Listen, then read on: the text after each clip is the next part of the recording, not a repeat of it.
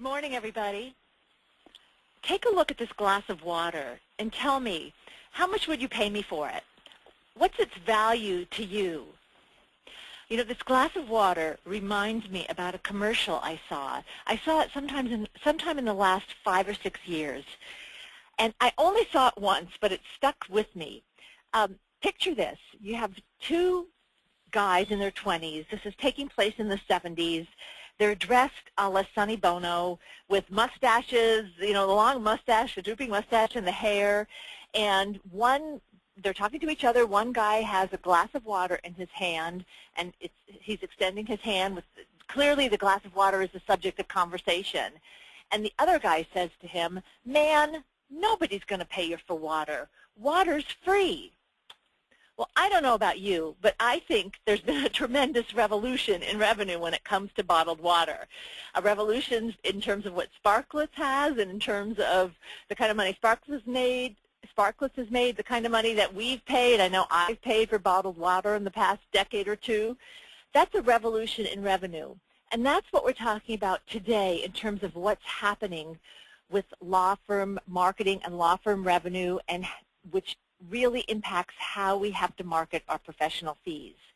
And that's the subject of this morning's webinar. My name is Sharon Berman. My company is Burbay Corporation, Marketing and Public Relations. We specialize in working with law firms, and we create the visibility and credibility that fuel revenue growth. So just a couple of housekeeping details here. You're going to be on mute during the presentation. You can submit questions during the presentation. I will try and address any questions at the end, or email you responses, or give you a phone call. I also have a list of resources at the end, because I'll mention some of these things during the presentation, and I'll just give you a list at the end, and you'll also be getting the slides later on.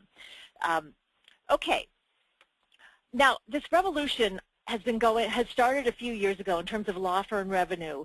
Started about the time of the financial downturn, and has created a sea change that really doesn't look like is going to change anytime soon. If you look at the results of a recent survey by Altman Weil, this was done with law firms of 50 attorneys or more, but I don't think you're going to get different results if you're a smaller firm. I think it could be generalized. That 96% of respondents said that they expect increased pricing competition to continue. And 80% said that they expect a shift to non-hourly billing practices to continue. Nearly 30% have made changes to their pricing practices, which is fairly healthy, but when you think about the fact that 70% have not made changes to their pricing practices, that it leaves a lot of opportunity for those who are already making those changes ahead of the game, and gives you the advantage. 2, same survey, 96% of respondents said that the focus on improved practice efficiency is entrenched. That's not going to go away, nothing, and which is, I think, is good, that it's not going to change, that we're not going to go back to the way things were. 80% believe they're going to continue to see increased competition from non-traditional sources, such as LegalZoom or outsourced marketing, overseas marketing. And 45% have made significant changes to improve their efficiency, which is that's a fairly impressive figure. It still leaves a lot of room for others to make those changes, and to continue for everybody to continue to focus on improved efficiency. Now, these results here in this next slide are really, to me, almost the essence of this whole presentation. The top 4 challenges that respondents saw was the challenge of how to increase revenue, how to increase new business, how to increase growth, and how to increase profitability. Those were their top 4 challenges. But what was down at the bottom of the list? Delivering value. That challenge they saw below all these 4. And increased efficiency was toward the bottom of the list. Now, I don't know about you, but there is a real paradox here, because to me, delivering value drives increased revenue, increase the business, increase growth, and increase profitability. And being more efficient drives those 4 variables. So I think the results are topsy-turvy, and I think those who grasp the fact that this is topsy-turvy are ahead of the game, and if they act on this, they are going to be the one with the competitive advantages. And we'll be talking more about this as we go through, but I want you to keep these results in mind because they're just really, they just tell the whole tale. Okay, when we talk about how to market your professional fees, I want to go back to some of the fundamentals of marketing first before we proceed. Now, when you take a marketing class, the first thing you learn is about the 4 Ps of marketing. This has been true for decades. It hasn't changed. It's what they still teach. And it's the essence of marketing when you want to think about how you're marketing your law firm and professional fees. You have your product. Your product is you. It's your legal service. It has been the inventory of billable hours that you've had. That's the way law firms have thought about their product for a long time. But really, your product is your service, and I also want to point out that it's you. It's how you merchandise yourself. It's how, and your attorneys, how they present themselves, how they relate to other people, their grooming, all of that is part of the product. Okay? Then you have the place. The place is how you distribute your product. For a lot of marketers, it's shipping. That's how you distribute, and it's retail outlets. Maybe it's e-commerce, and maybe that's something that you're involved in. But for the place, it's really your offices. It's where you are. It's at if you're at your clients' offices. So that's one of the essential Ps. Promotion. Promotion is where 99.9% of the conversation about marketing has been for the past, I want to say decade. That's when we talk about marketing, law firm marketing, that's a lot of the time that's what we're talking about. Increasing your visibility, your sponsorships, your media presence, your online marketing. We're talking about promotion, which is critical. It's critical, but what we haven't been talking about until recently is the 4th P, which is price. Are you selling the right service at the right price? And that's always the key question. And for a lot of times, until recently, law firm professional fees were really separate from marketing, and now we're back to integrating them. Now, when you can't talk about price without talking about value, and that's what a lot of the conversation is going to be about today. The other thing I want to talk about and mention as a fundamental of marketing is about your brand. I mean, there's been so much talk about branding. What's your brand? And law firm branding. But really, why are we branding? And what are the essence? I mean, why do it? Basically, what's the essence of it? A brand is made of 3 aspects. The first is your graphic identity. That's the logo. But your logo is really communicating something. It's not just, it's a symbol and it's symbolic, but it's not just, for example, a nice looking O. It's what that is communicating. So in terms of the brand, one of the elements is the graphic identity. Another element, and this is the core of your brand, is your promise. What is your client buying? What are you promising them, and what promise are they buying? And that has to be supportable, meaning you can't promise something you can't deliver, and it has to be repeatable. That is also the essence of a brand. You have to be able to deliver that over and over, because that's the essence of why somebody is buying Del Monte peas versus the generic brand, because they know that every time they buy those peas, they're getting what they're promised. And that's the essence of a brand, whether it's a lawyer or whether it's the Del Monte product. And then the aspect of a brand that we are really concerned about and focusing on is the brand equity. I mean, brand equity is why you brand. It's the difference between what somebody is going to pay for something they know versus the generic brand or the no-name brand or the the law firm down the street that nobody knows.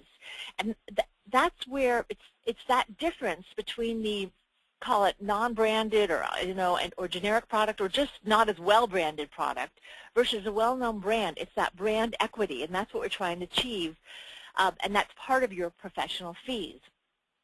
And that is why public relations and marketing, and that's where visibility and credibility come into play. I was talking to a lawyer about this recently. You know, we were talking about how do you get somebody to pay you $2,500 for a project versus $3,000 for a project. Well, there's less price resistance when somebody knows who you are, when they have heard you speak, when they've seen you quoted, when they receive your e-newsletters, versus somebody that has just, hey, I can do it for less. And that's part of why we brand and why you're focusing on your visibility and credibility. And once again, that gets to value. What do they see that value in paying the extra $500 because at least there's a trust there, they know who you are or know of you, as opposed to just taking that risk? And is that, you know, is it worth $500 more to them? So those are some of the fundamentals. Okay, when we're talking about value, this is just one definition. They all seem to say basically the same thing. An amount as of goods, services, or money considered to be a fair and suitable equivalent for something else, a fair price or return. That's what we're talking about when we talk about value. And really, a lot of you, when we asked, you know, what is it that you want to hear about or learn about today, it's how to market your professional fees. How to market your professional fees is how to communicate the value that you bring. And some essential points about value. It's subjective. It really depends on who you are talking to. There is no, you know, black and white box that encompasses value. It just varies from person to person. Value is in context. Take a look at this glass of water. This glass of water, if you're in your kitchen, you're going to give me 5 cents for it if you can turn the tap on. If you're at the gym and you want bottled water, you might pay me a couple dollars for it. What if you're in the desert and you're dying of thirst and I have this glass of water? How much is this glass of water worth to you? And so you want to be thinking about that. That has to do with the context. How quickly does somebody need something? How important is it to them? Value is not constant. You know, today what I value is not what I might value tomorrow. Not just because your clients value something today doesn't mean they're going to value it tomorrow. And it's customized, and that just goes back to all of these points, is that you need to tailor the communication of value. What you're communicating about your value needs to be tailored per prospective client or current client or whoever you're talking to. It's not a fixed point. Very important. Okay, so what do clients value? I mean, that's one of the essential questions, okay? They value results, right? That is what really they're after, the results of whatever, whether you're doing some, you know, putting some documents together for them, or whether you're reviewing an employment agreement, they value the results. Today there's a lot of talk about budget predictability, and that is something that's highly valued, especially if you're talking about corporate counsel. Budget predictability is very high. Efficiency, they want to minimize risk. Most clients, and these are the kinds everybody likes, value fairness. They want to be fair to you. I mean, they want value for fees, but they want to be fair to you. They're not, for the most part. I know there are exceptions, but they're not trying to gouge you. They want to be fair to you, and they want to be fair to them. Sometimes minimizing administrative burden is very important. They want to make sure that what you are doing, your firm objective and goals align with theirs. What you are producing aligns with theirs. They want an alignment of goals. What they do not care about is time. They do not care, for the most part, they do not care how long this took. They don't care if you estimated it that it was at 5 hours and it took 15 hours. They don't care how long it takes. They care about the result. Now, when you're asking about what clients value, one of the things, the way you ask them these questions, you ask them questions about what they value, is going to be what differentiates you.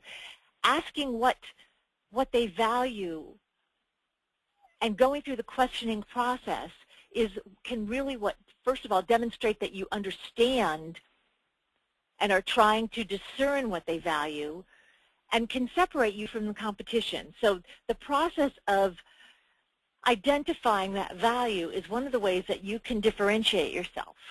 The other thing is, in terms of value, many of the things they value have to do with you personally, or your firm, or its culture.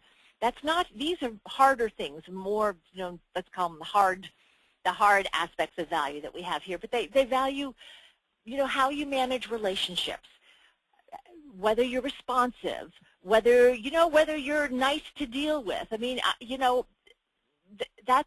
there are a lot of soft things that clients value also, and that's what differentiates one law firm from another and one lawyer from another. Okay, so how do you drive value? In terms of driving value, there's an internal aspect and there's an external aspect. The external has to do with the marketing and promotion and communications. What do your clients want? This is specific to your client and the client or prospective client that you're talking to at the time. Okay, and this has to do with communicating via marketing how that you understand what they want and that you are delivering what they want. And we'll talk more about that in a minute. It also has to do with sales. When I say sales, call it business development, I am talking about what you and your attorneys, they are your sales force, what they are communicating. And it's important that not just you, but they all know what value you bring. So what your clients want, how are you communicating that across all your marketing vehicles, and how are you also delivering that in your selling process? And internal is how can you build your capacity to drive value? How could, you're talking about how do you drive it from an internal perspective? That has to come with that has to do with a culture change. It has to do with buy-in. Your attorneys have to believe in the change and the things and how the market's changing and what firms need to do to respond to it. And it has to do with the infrastructure you have, because you can't change a lot of these things without taking a look at your infrastructure, and we'll be talking more about that. Okay.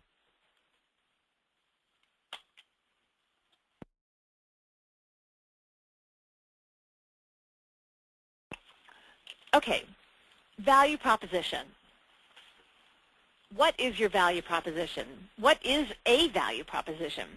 One definition is a value proposition is a promise of value to be delivered and a belief from the client that the value will be experienced. That's one definition. Your value proposition is what is the value you provide versus the law firm down the street or the law firm in Kentucky or whatever it is. What's the value that your firm provides? You need a value proposition because this needs to be succinctly presented. It needs to be presented in a way that is clear, coherent, and immediately comprehensible. And I say that because if a lot of firms, a lot of professionals do not know what their value proposition is. They know they provide value, but if we have lunch and I say, okay, so what value do you provide? And they're trying to talk off the cuff, they're going to ramble, and it's going to be 5 minutes later where I'm still going, okay, I'm not sure I understand exactly what value you provide. I'm not sure you know what value you provide. So this is all about packaging, and I say that because a lot of the other part of this is that a lot of you do know what value you provide. You talk about it, let's say, on your website, or you talk about it in your material, but it's not packaged in a way that's comprehensive and coherent, that if you took the same material, and I always envision this as a packaging, tying this red bow around it and put it together and said, here is our value proposition, it would be so much stronger, and it would be right out there, and it would be something that would do a better job of marketing what you have to sell, and also create less price resistance from your prospective clients. So I'll be showing you some examples of that. Okay, so let's take some look. Let's take a look at some examples here. My disclaimer is I have no relationship to any of these firms. It's just I thought they were doing a very good job. Okay, number one, K&L Gates. This is the cover of. They have a whole brochure on their value proposition. They're an international law firm. They are not the only international law firm, right? We can probably name a dozen international law firms, but they are saying that is their value proposition. Their global presence and their global resources mean time, that they can respond any time to any concern, any crisis, anything that needs to be done, and that gives you peace of mind. And if you want to go on their website, you can see this. Now, they have taken the fact that they are an international law firm and they have packaged it as their value proposition, and then everything else in this brochure supports it. But that's just, this is material they have similar to, it's material you have. It's not, they didn't generate something new, but they took it and they said, hey folks, here is our value proposition. Okay. Now, this is a firm in the Midwest. I looked it up last night, and I want to say Minnesota perhaps, I'm sorry. But they do corporate restructuring and bankruptcy work. They specialize in automotive. Harrington Drainage. I thought what they did was brilliant. Okay, they address the Association of Corporate Counsel Value Challenge, which we'll be talking about in a minute. But and they said, we have taken on this value challenge. And this is what they said. They have a paragraph supporting each of these lines, but that we've developed a number of cap fee arrangements for particular engagements, developed a new approach for billing our clients, and we work with our clients to prepare a budget based on parameters and expectations. I mean, this is their value proposition. You can see up in the corner that they call it the value proposition, they address it, it's clearly communicated, it differentiates them. This is a very strong piece of marketing and differentiation. Then if we go to, this is also, the next one is also very interesting because it doesn't mean that you have to only be talking about alternative fees. You can be marketing your hourly professional fees. Even though the world is changing, you can still be marketing those. This is Keller Brown, Hill & Ritter. They are a firm, Columbus, Ohio. They call them full service. They do real estate, they do litigation, they do IP. It seemed like there was very little they didn't do, but our location in Columbus, Ohio means we pay less than most for the same everyday expenses. It also means that our clients locally, nationally, and internationally pay less for their legal services. Okay, a lot of firms say something similar. Look, but they show this graphically. They are not afraid to show this in a very clear, striking way, and this is on their website. So this is another way that they are saying, hey folks, our value proposition, high quality service at Midwestern prices, but look, let us show you exactly what we mean. So these, I think, are really great examples of some value propositions. Some of them, sometimes you may be saying, well, I'm not sure I have those points of differentiation, but if we dig deep, we all have points of differentiation, and a lot of it is that your points of differentiation may not be so different, but it's how they're presented. That is the main point. It's how you're presenting them that's going to help you differentiate. All right, so the other thing that I found, I did not find, is a value statement. And actually, I found very few firms with these value statements. A value statement is it's succinctly expressing your value proposition.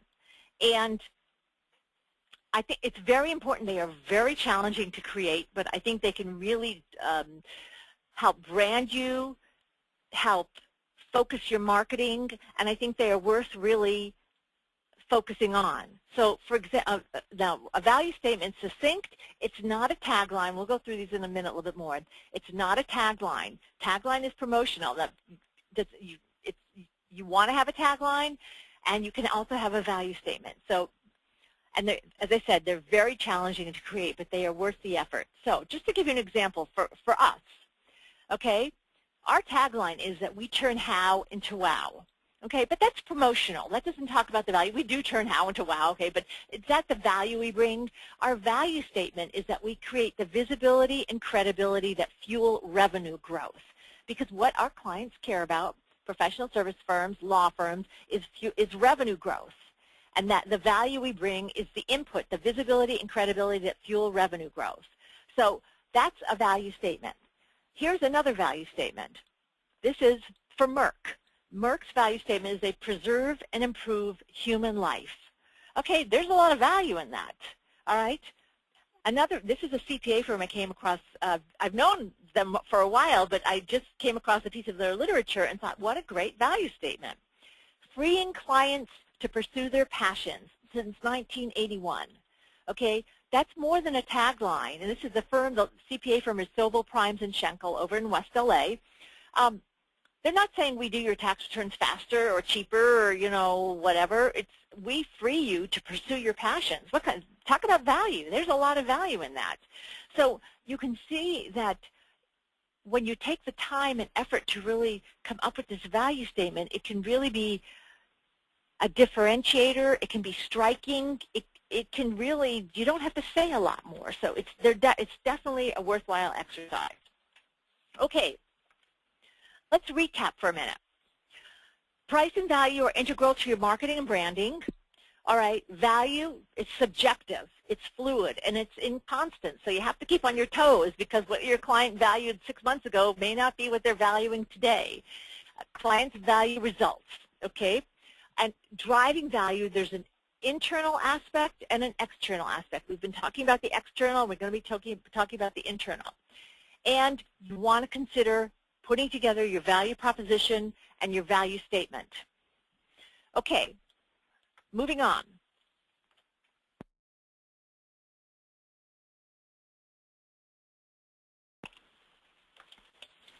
Okay, internal, in terms of driving value. Now, a lot of you may be familiar with the Association of Corporate Counsel Value Challenge, which they started a few years ago. The Value Challenge is an initiative to reconnect the value and the cost of legal services. Law departments can use management practices that enhance the value of legal service spending, and law firms can reduce their costs to corporate clients while still maintaining strong profitability. So when you go to their website, there's tons of material about value and how different firms are doing it and some of the things that you can do, and it's definitely worthwhile. And they talk a lot about value-based fees or alternative fee arrangements. Okay, what are those exactly? Those are billing arrangements that are partly or entirely non-hourly. They're flat fee, they're fixed fee, they're per phase. They tend to be operational versus strategic. You know, per phase can be, okay, you know, for everything up through the trial is going to be a certain price, or the routine document review is going to be a certain price, and then if we go into, somebody has to go stand before the city council, that's going to be another price. So there are different ways to think about these things. What they are not is it's not a contingency fee, it's not a discount, and I know that a lot of your clients and that a lot of firms are approached, hey, we'd like to have an alternative fee, and really what somebody means is we want a discount. They're not a discount. They're not a discount. Okay, and when it comes to law firm pricing, they're not, for the most part, they are not value-based in terms of when you hear consultants or other people talk about value-based fees. I mean, there's a place for value-based fees, but value-based fees are really based on the value that you're bringing. It's based on the value and the impact that you're creating for the firm. So if the result is going to be I'm going to make $350,000 more because of this consulting project that you're doing. On an hourly basis, the consultant might have said, okay, that's going to be $25,000. But then on a value-based basis, they may say, you know what, that's going to cost you $100,000, let's say. Okay, for the most part, that doesn't work in legal pricing. There are not very many firms that have been able to do. The legal market doesn't support that in general. So when the value-based fees we're talking about here are not, let's say, what the rest of the world is considering a value-based fee.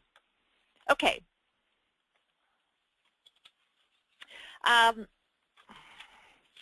All right, in terms of creating value when you are marketing your professional fees, one of the key ways that you can create value is to provide options to your client, not just here it is, but options. Okay, there are several ways we can approach this. One is additive. Okay, option A, if you want just for us to just do this part of the project, it's going to be so much money.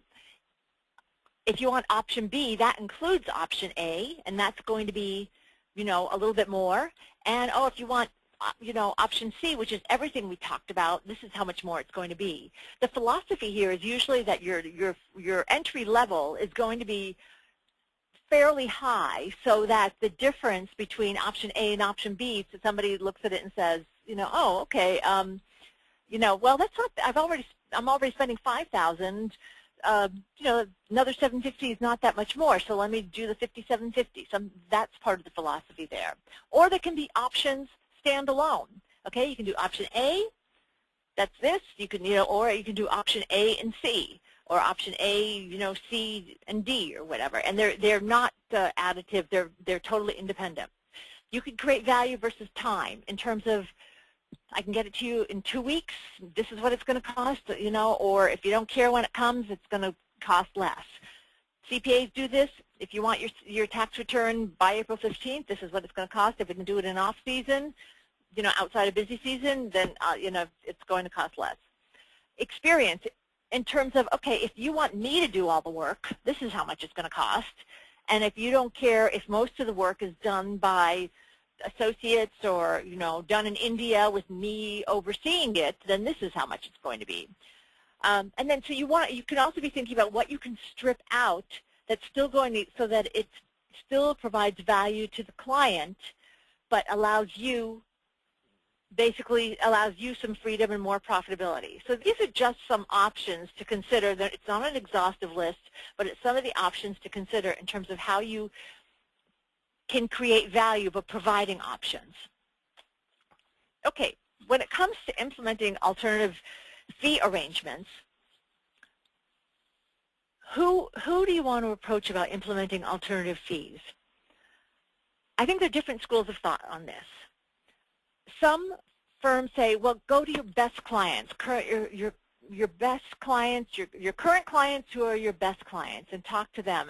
And the reason is because a lot of times when you are converting from an hourly basis to an alternative fee or a non-hourly basis, you need a lot of information, and sometimes it means you need to open up your books to them, and sometimes not every financial aspect, I'm just saying giving them more information than you normally would, and they need to open up their books to you in terms of, well, this is how many, wage and hour cases we've had last year, or this is, how many real estate deals we've done, or more information than you might normally get from them. So that's why a lot of times firms suggest doing it with your best clients.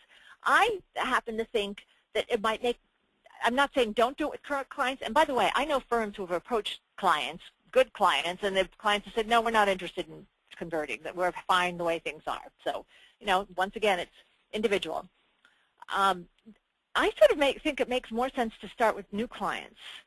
And just in terms of when you're making a change, it's like you have a legacy, a history with clients. It might make sense to be trying this with new clients. And it's not an either or, okay?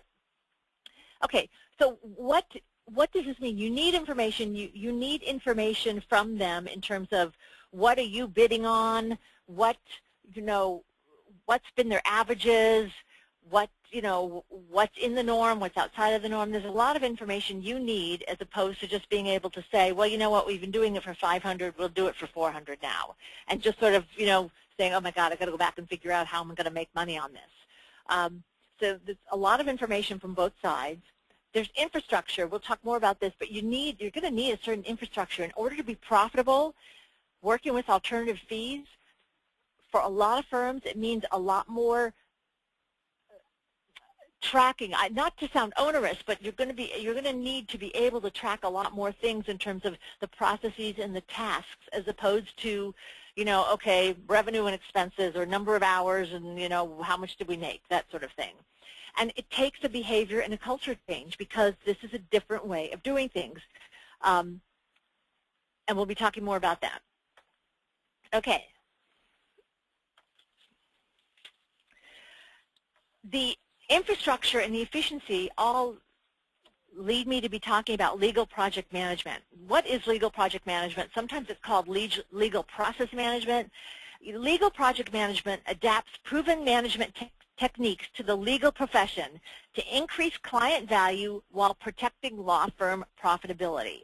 Now, and this is something there's online programs to become certified in legal project management. There are consulting firms, and I have some of those, one of them listed at the end under our resources, who teach legal project management. If you're going to do legal project management, you can't have it's great for some of your firms to get online and become certified, some of your lawyers to get online and become certified. I think that's great. I don't think that's transformational. Okay, I think it makes more sense if you have a whole department or, a cadre of your champions at least going through it so they can be leading. And it takes culture change, because if you come to some of your more seasoned lawyers, your most successful lawyers, your people who've been around, who've been bringing the firm money, and you go to them and talk about efficiency, they're going to say, who, me? Not efficient? Well, I don't know what you're talking about. You may get a lot of resistance.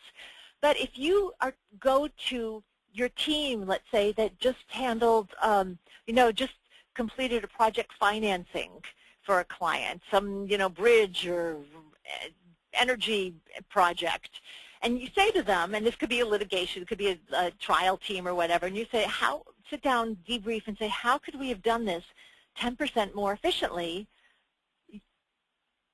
You'll come up with ideas.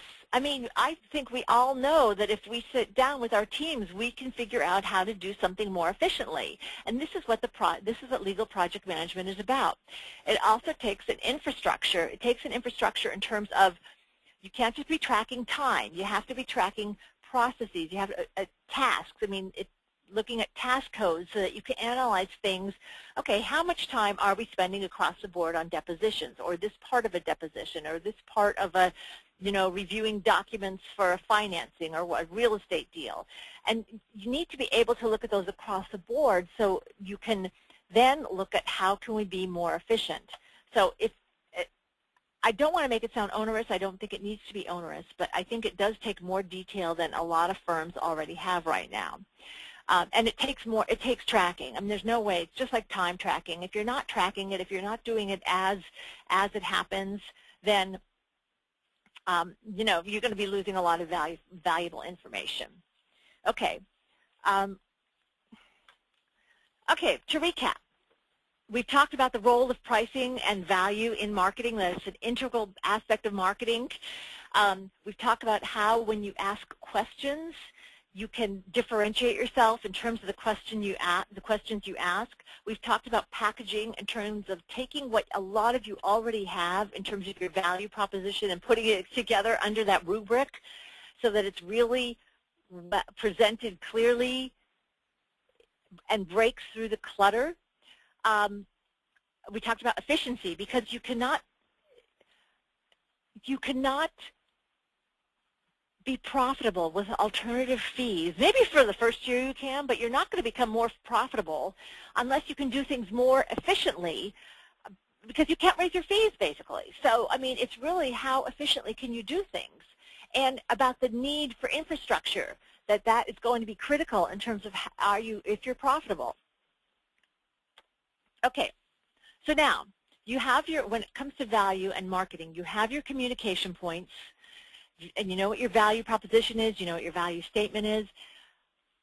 This is where the rubber hits the road. Okay,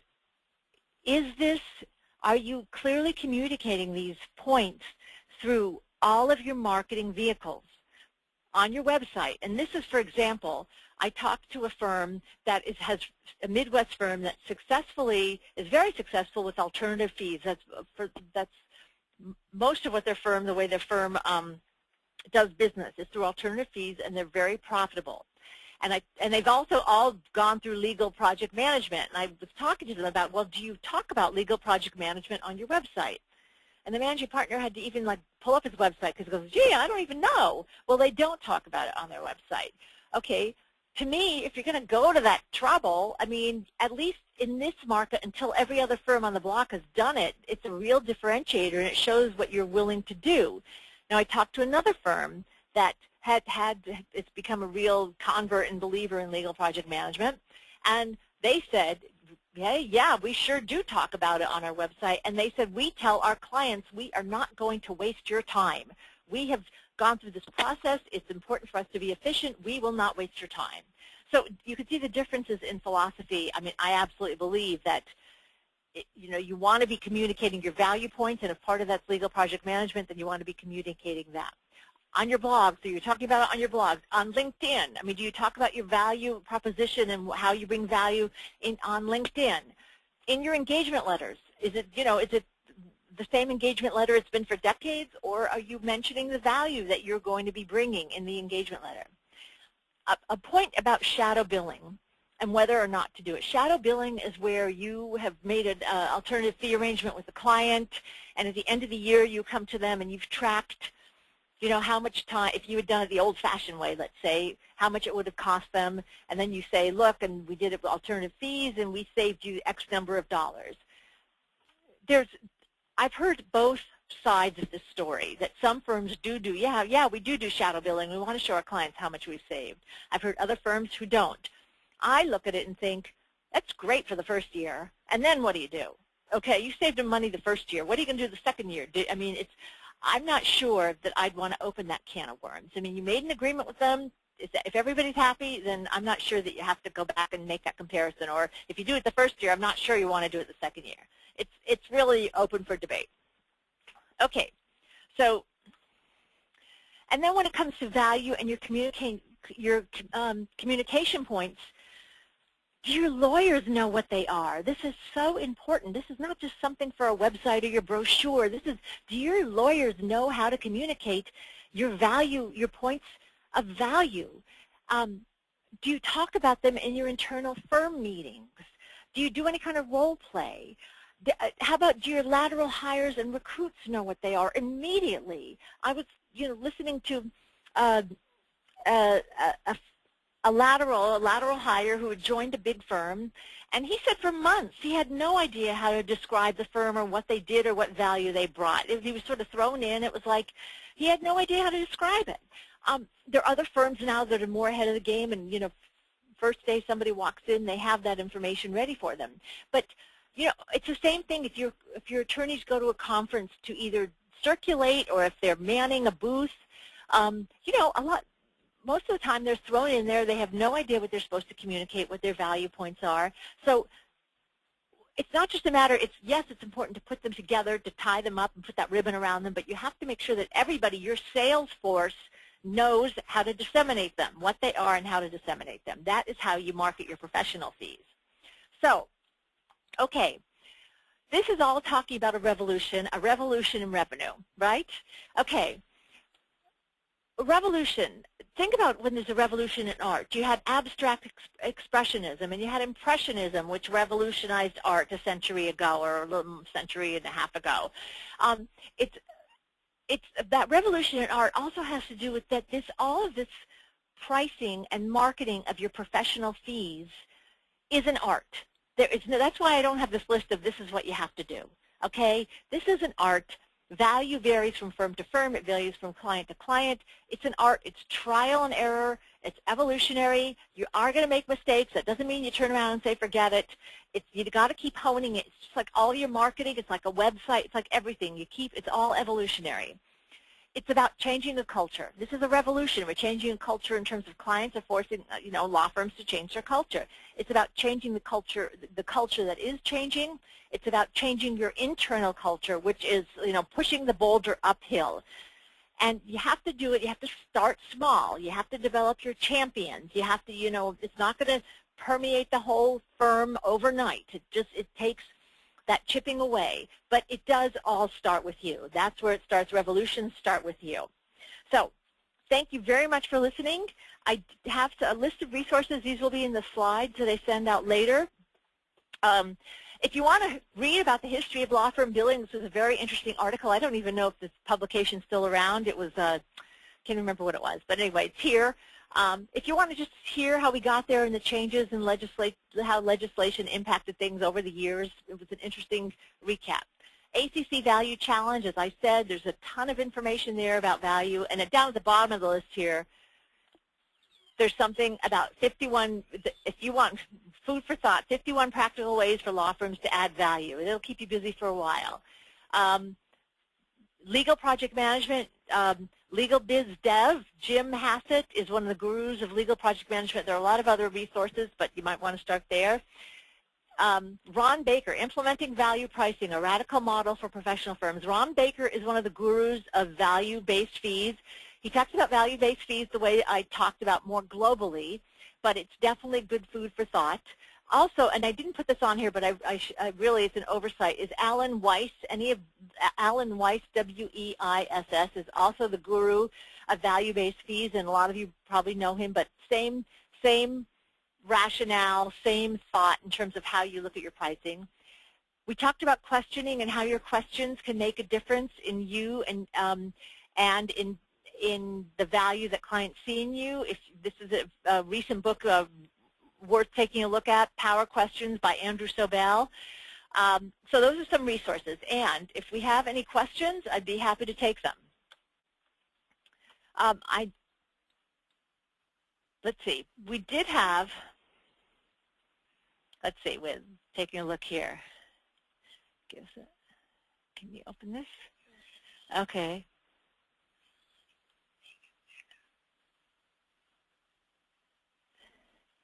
All right. One of the questions is what kind of questions, let's see.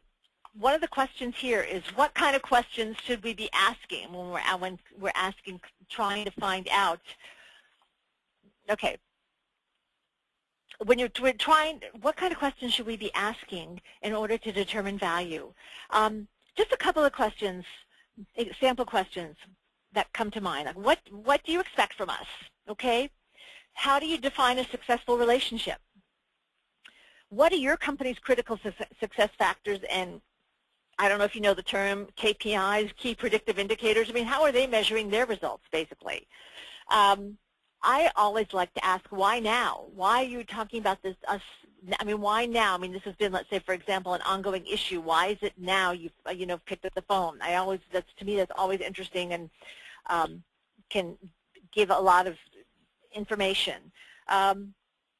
If price were not an issue, what role would you want us to play in your business? These are just a couple of questions. There are a lot more, but in terms of, please do not ask what keeps you awake at night, okay? To me, that's just like, you know, that's a by-the-book question. Let's not ask that one. Okay.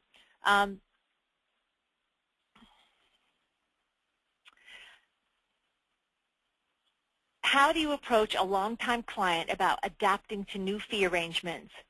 Is it essential for all of your clients to, I'm not sure I understand this. Okay. How do you approach a longtime client about adapting to new fee arrangements?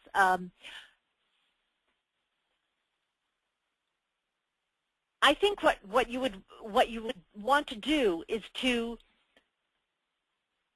you know, talk to them about the fact that the world is changing and that you are changing with the world, that you know that you know, professional fees and value for fees has become a big issue, and that you have taken a look at how you might be able to do things differently. I wouldn't walk in with a proposal. I'd walk in with some questions, maybe some thoughts about how you might do it differently. I wouldn't want to, let's say, give away the store right away until you get more information from them. I don't think you need, and you do it by client by client. I think if it's one or two clients, that's a great way to start. Doesn't mean everybody's going to convert or get online. And somebody here asked me about emailing the handouts. We will be emailing the handouts hopefully by the end of the day and earlier, I hope. Okay, it looks like we are out of time. Thank you very much for listening once again. I am Sharon Berman. This is, let's see here, I'll show you. This is the Burbay team, and we'd welcome the opportunity to talk with you further. Thanks very much.